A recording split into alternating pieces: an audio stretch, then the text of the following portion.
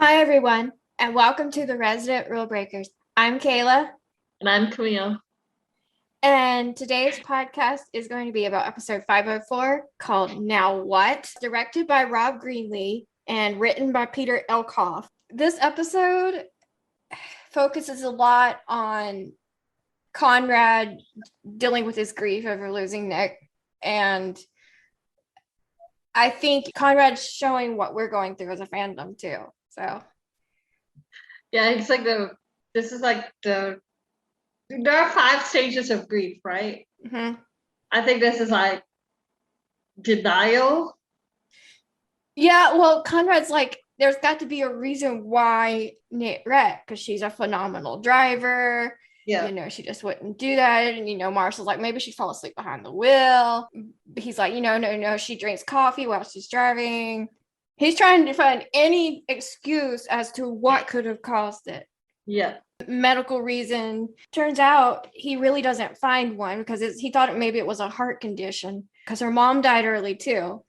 And it turns out that's not the case. And a lot of plausible theories are she hit a deer or tried to swerve to avoid hitting a deer and wrecked.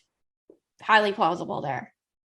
Yeah, people are thinking that the deer is supposed to be like as a side to Conrad that this is possibly the reason why Nick died or whatever, so got swerved off the road. My I looked at the deer as more symbolic of Nick because, like, it's a female deer, number one. Mm-hmm. Yeah. Number two, it stood there looking at Conrad for like a minute. And here's the thing, like a wild deer, they're usually, unless they're used to people being around, they're pretty afraid of people. So Yeah. And then she went off on her own. So I think, like, in a way, it was sort of like a message from Nick. Hey, look, I'm okay. Move on, whatever. So you know what I mean? yeah, like Conrad had others besides denial. There were other stages that were mixed in with this. He had anger because he tore all the paper off the wall. He's like trying bargaining. That was another one I noticed. He was talking to Devon about the books. He's like, how am I supposed to figure all this out? And people grieve differently. That's true. Everyone grieves differently. And he's supposed to be like the number one, the best diagnostician. Am I saying the word correctly? Yes. For Chastain. So he really can't wrap his head around, like, a mystery diagnosis, because that's just not him. A part of his forte is like he give him a list of symptoms and bam, he'll tell you what's wrong with it. You know what I mean? I mean, he's been and he can't even figure out about his own wife and how she died. That has to be, and I mentioned that last week too, where he felt hopeless about that. That has to be difficult for him. And because he's trying to figure out a way to tell, as Gigi gets older and she starts asking questions, a way to tell her how Nick passed away. And he really, to this day, has no answer to that question. Well, the best way to just answer that question is like, we don't know. We don't know. She was in a car accident and we don't know. And stuff. He's like, you can see him on the road trying to like look for skid marks or any kind of sign as to what could have possibly caused Nick to swerve and stuff. And Marshall was there. He was like, tell him, oh, maybe she was texting and driving, or maybe she fell asleep in the car, driving home, etc. and stuff. So I think, and the Resident does a good job showing things that most shows don't show, like men dealing with their grief and showing their emotions. They showed it with Devon when his father passed away, and it was beautiful. But they're showing it with Conrad dealing with losing Nick as well, and the fact that Devon's there supporting him all the way, it's beautiful. Yeah, and I applaud the Resident for not shying away from that. Yep. Because some men are just like, you don't show your emotions, you don't, you just don't talk about them. That's very unhealthy for anybody in any situation. Yeah. That causes mental health problems. Yeah. So I'm glad that the resident's not shying away from it and showing it. So 100% agree with you. yeah, and because there's a comment where Conrad says something like, she was mine and I was hers and we were one or something like that. But now all I know is that I'm a doctor. And I was like, oh, poor Conrad. I'm like, he's more than a doctor. He's a father. He's a friend. He's a son. Yeah, he's got to figure out that he's got to figure out now that he's a dad too. You know what I mean? Mm-hmm. Like, there's another human being now that needs you. And sorry, Conrad, but you can't wallow right now. Yeah, there's a little girl that needs her daddy. So yeah. So I love that they're showing his way he's going processing it. The next plot line, and I know you're probably going to say something about this one, and I picked it out. It was that from a press release. This just shows you how well I wasn't predicting this episode. Black Lives Matter. I was asking for them to do a BLM storyline for 2 years? I know. COVID kind of like derailed it, but God, I wish we could talk to Malcolm again. I want to know what his thoughts are in making this episode. Because, he's a very much like a Black Lives. When we talked to him, he talked about his own experiences with the cops and stuff like that, and his whole, and stuff. But yeah, for those who think that this doesn't happen, or everybody else with this, no, white people don't get pulled over for driving nice cars. Most white people don't anyway. I mean, yes, he had a brake light out, but it's because he's a Black man driving a nice car, okay, in Georgia. Yeah. So stop trying to sugarcoat it. Even if he had probably the most perfect light in the world or whatever. But here's the thing. Oh, and then a cop pulled the gun out on Trevor. Yeah. And I'm sitting here thinking to myself, I sat there thinking to myself, Trevor, listen to AJ and shut your mouth. But also at the same time, see, that's a problem. That's a problem. Because how many videos are out there of white people disrespecting cops and they don't get guns put out on them? There are so many videos of white people dragging cops from the side on the side of their door or whatever, and they still have no shots were fired, no nothing. People don't care. I'm not Black, so I feel uncomfortable talking about this.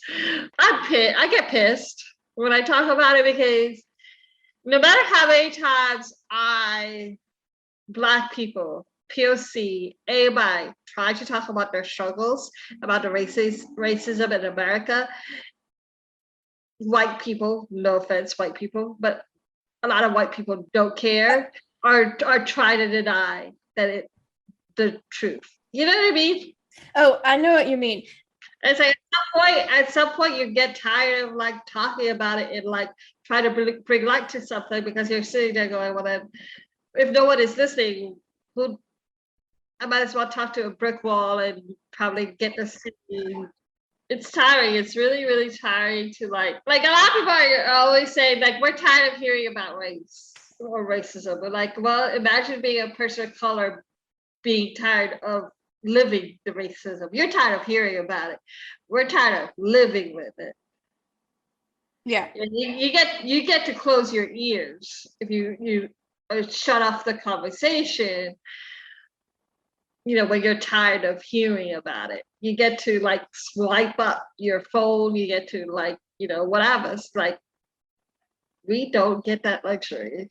So yeah, the cop pulls the gun, and Yeah. he gets hit by a scooter at the perfect timing to prevent him from shooting AJ or Trevor. Before we even go there, let's talk about like what's going on in the car.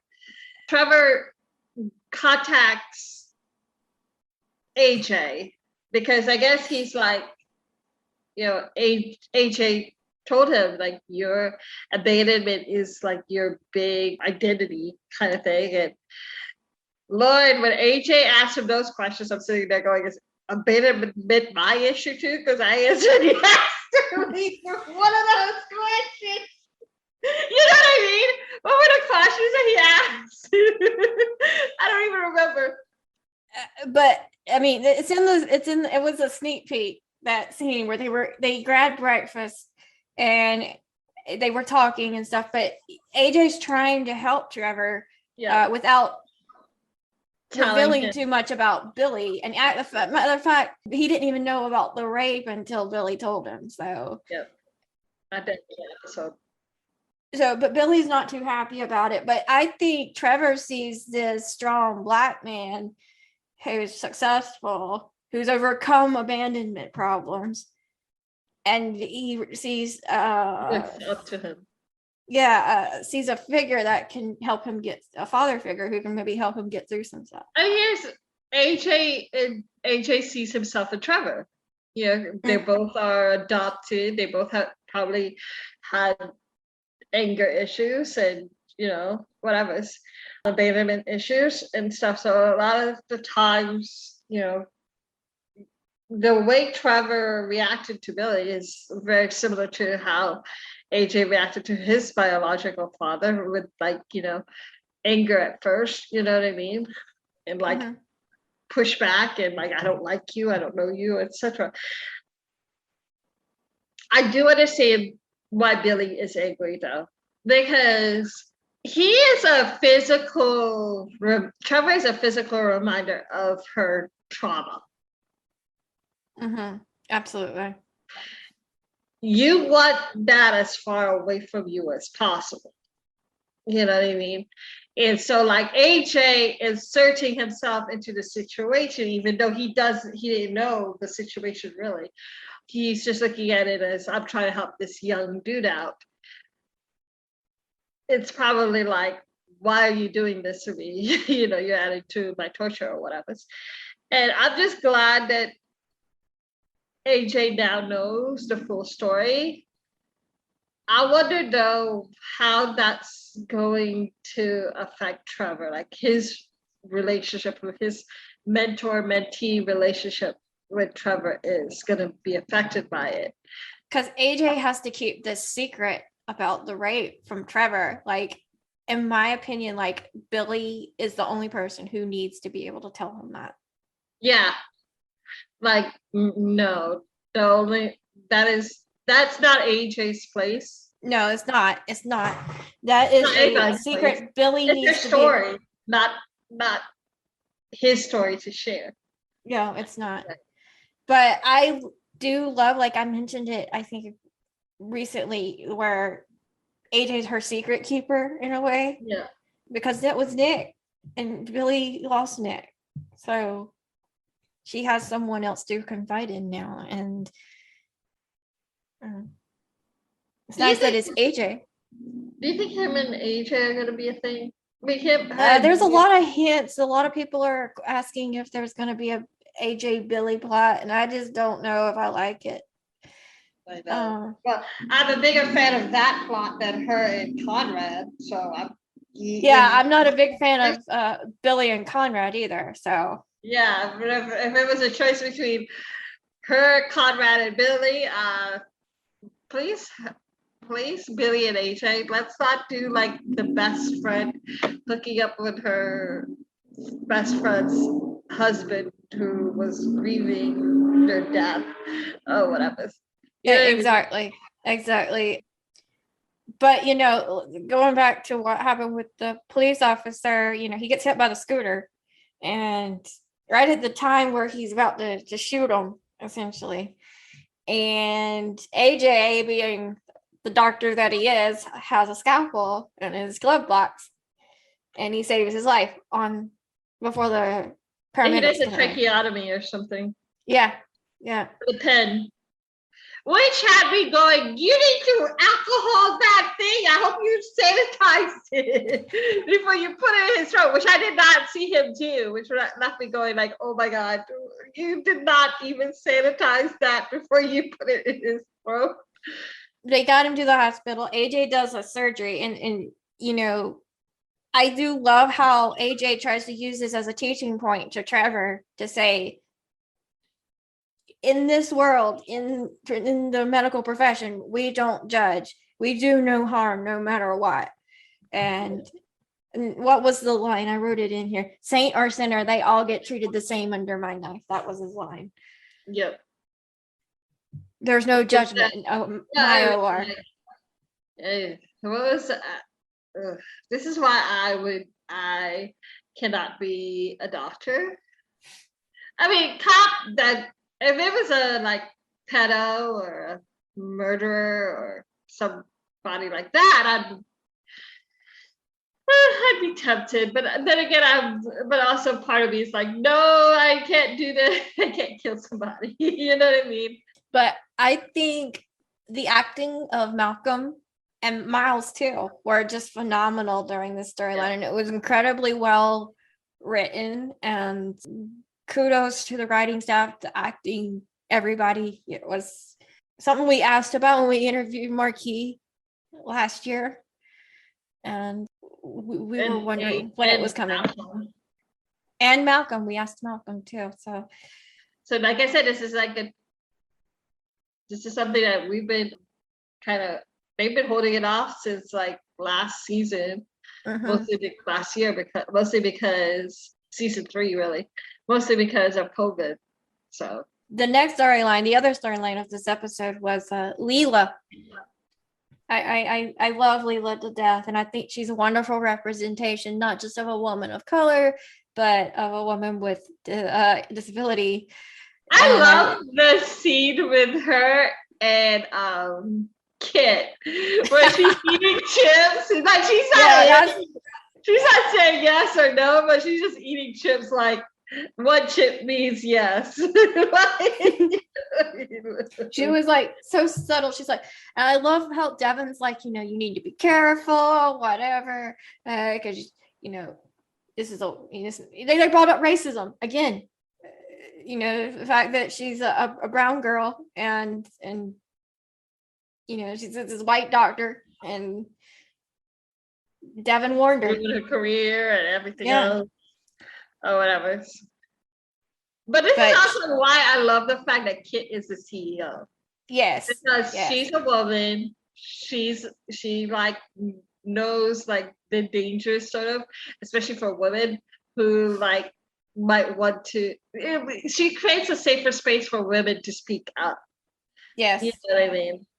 I just love that. I laughed at her and Leela's scene because I was just like, this is genius. Yeah, and it is. Like, is this about the doctor that you recently worked with? And crunch. and for those of you who weren't paying attention to us during the last couple of podcasts, yes, that was in fact Mitchum Huntsberger. Yes. That looked a lot different than Mitchum Huntsberger. Well, I think he was bald, but I think that might have been a toupee or something he was using on Gilmore Girls.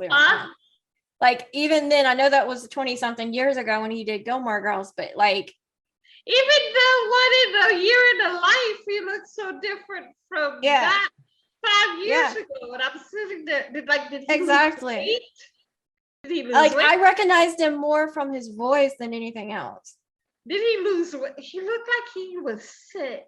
Like, was he okay in the past 5 years? I'm sorry, but he looks like he looked like he lost a lot of weight because he looked really different. I loved his scenes with Belle, and I guess his real life friendship with Bruce really played into how they played off each other. But I really loved how they were trying to play squash and compete with each other, and Belle just totally, blowed. What's up with men and squash? I'm just curious. It's like I've seen several TV shows, several movies use the game of squash to kind of like for men to kind of air their grievances or whatever.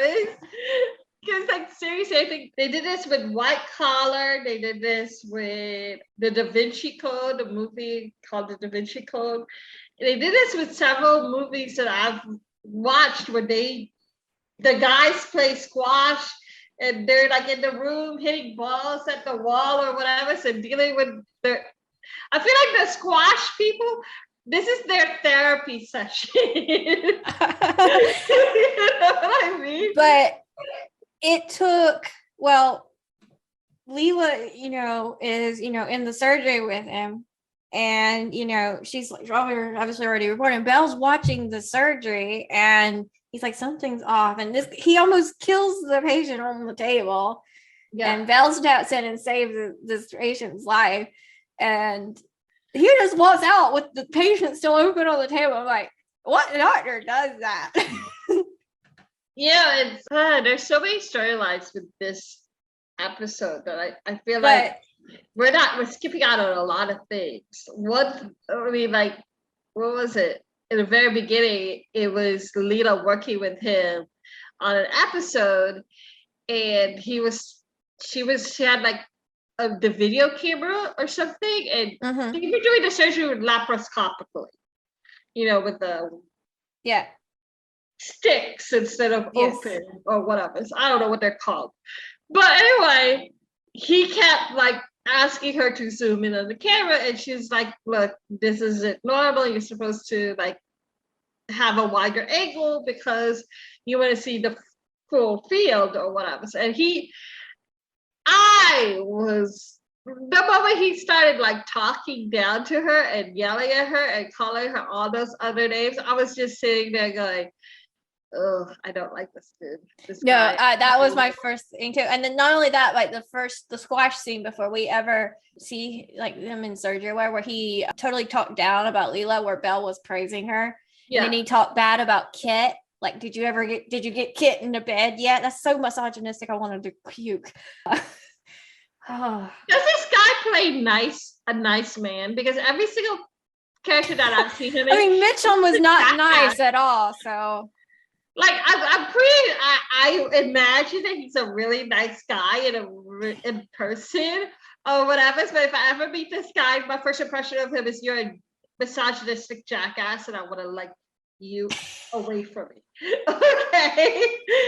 You know what I mean? Because I know what you mean. Because he's like play a nice guy. So has he ever played a nice guy before? I don't know. I've only seen him play Mitchum Huntsberger, so I don't know. And he was a jackass. Mitchum Huntsberger. Yes. So, like, does he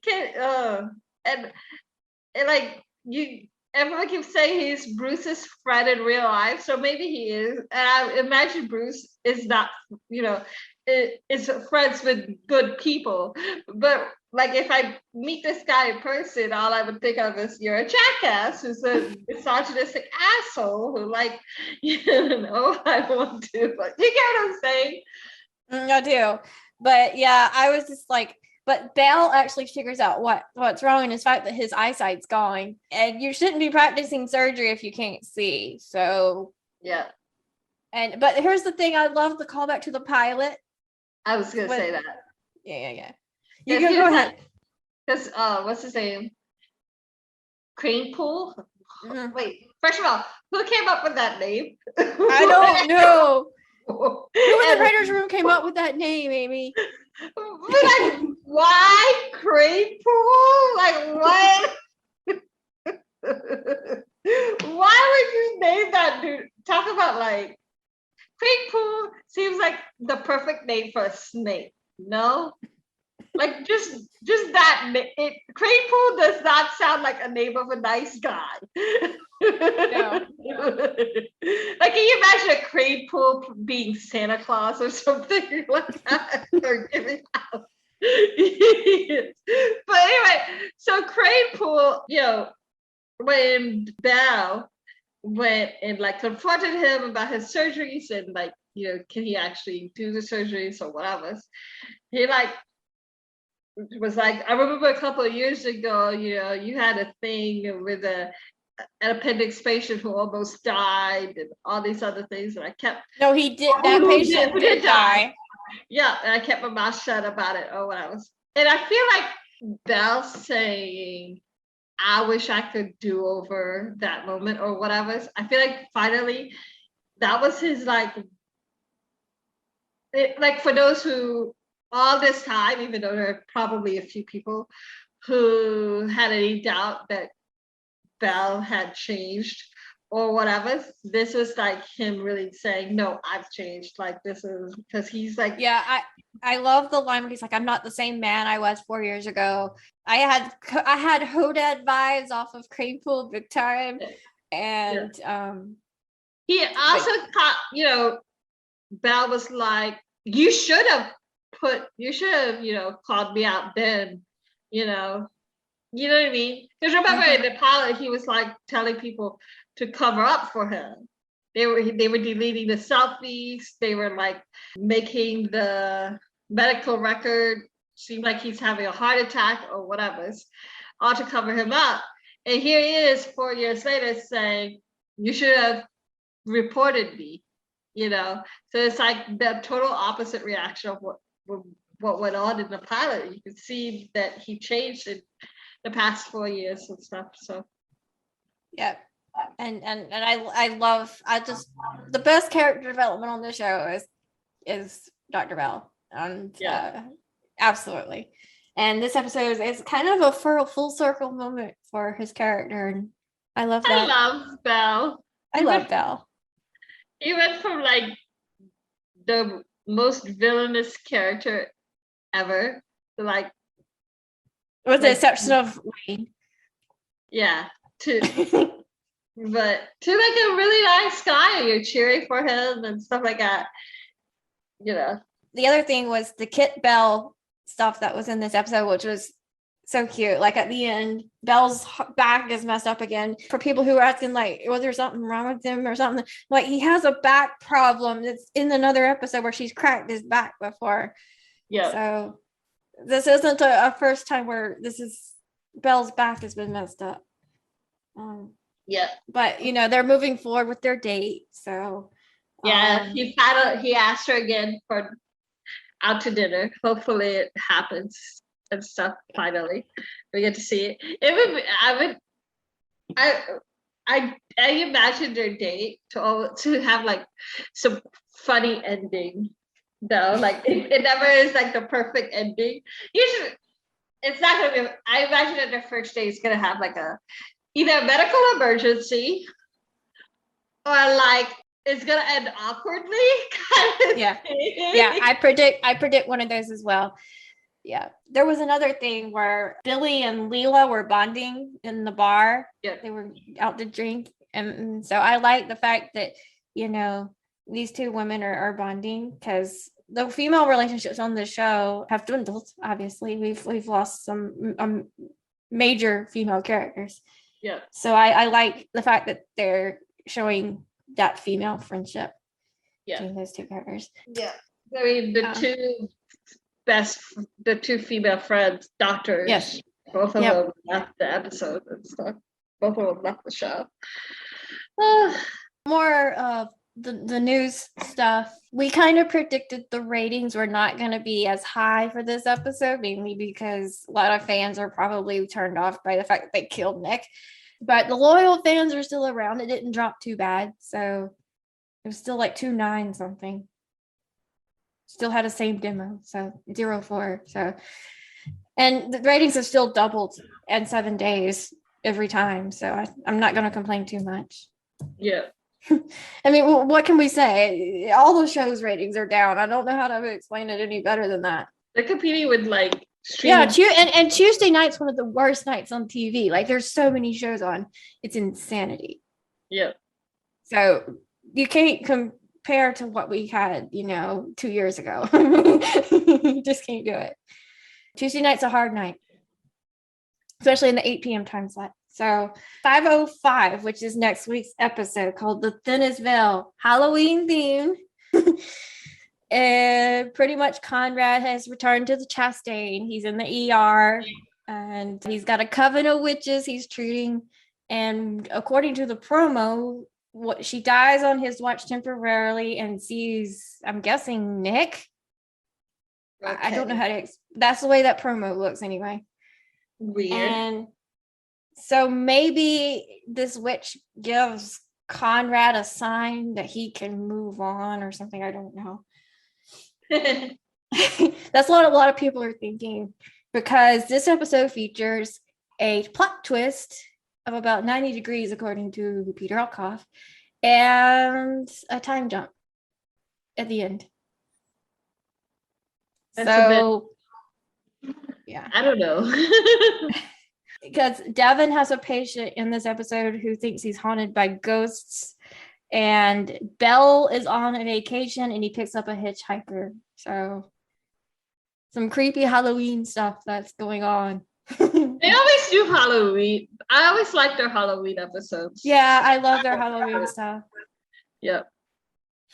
So we'll see how well they. But I will miss Shawnette's Halloween costumes. that was epic in season 2. That costume is epic. I know. Like, we can't top that. Try as we might, we will never be able to top that, even in our heads. So guest stars in this episode: Michael Hogan has returned, Tasso is back, Janitra, who's in a Halloween costume in the promo photos, and Jessica. So Jessica Meisel. So, but yeah, fair warning: plot twist and a time jump. So a lot of people think it's either Billie or an older Gigi, like a child Gigi.